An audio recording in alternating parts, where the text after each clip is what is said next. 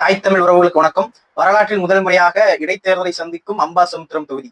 முன்னாள் அமைச்சர் இசக்கி சுப்பையா அதிமுக தவைக்கல இணைஞ்சதுனால அம்பாசமுத்திரம் தொகுதிக்கு ஒரு இடைத்தேர்தல் வரப்போகுது. பத்திரிகையாளர் இசக்கி சுப்பையா அவர்கள்ட்ட ஒரு கேள்வி கேட்காங்க. அதுக்கு என்ன பதில் சொல்றாங்கன்னு நீங்க பாருங்க. அது என்னையே வேக்க வச்சுட்டு பாருங்க. 2021 சட்டமன்ற தேர்தலும் சரி, 2026 சட்டமன்ற தேர்தலும் சரி, நான் எந்த இடத்திலையும் எனக்கு வாக்களிங்க, ரெட்டலைக்கு வாக்களிங்க நீங்க காமிச்சிட்டீங்கன்னா நீங்க என்ன சொன்னாலும் நான் செய்ய தயாரா இருக்கிறேன். பழனிசாமி, நாங்க வர்றோம்ப்பா. எவ்வளவு பிட்டு இழத்தாப்பா அந்த காதுக தாங்க. இசக்கி சுப்பையா அவர்கள் போட்டியிட்ட தேர்தல ரெட்டலைக்கு வாக்கு சேகரிக்காம, இசக்கி சுப்பையா என்ற நபருக்கும் வாக்கு சேகரிக்காம நான் இவர் ஜெயிச்சிருக்காருன்னு சொல்றாரு. இது எந்த விதத்துல நியாயம்னு நீங்களே சிந்திச்சு பாருங்க. அது மட்டும் இல்ல, இன்னொன்னு சொல்லியிருக்காரு.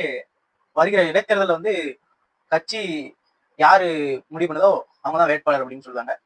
இவர் அப்போ போட்டியிட மாட்டார்னு நினைக்கிறேன். இவர் போட்டிட்டாலும் இவர் விசில் சின்னத்துக்கு வாக்கு சேகரிக்க மாட்டார்னு நினைக்கிறேன்.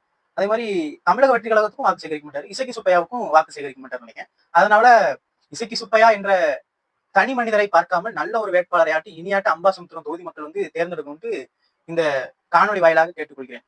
நன்றி, வணக்கம்.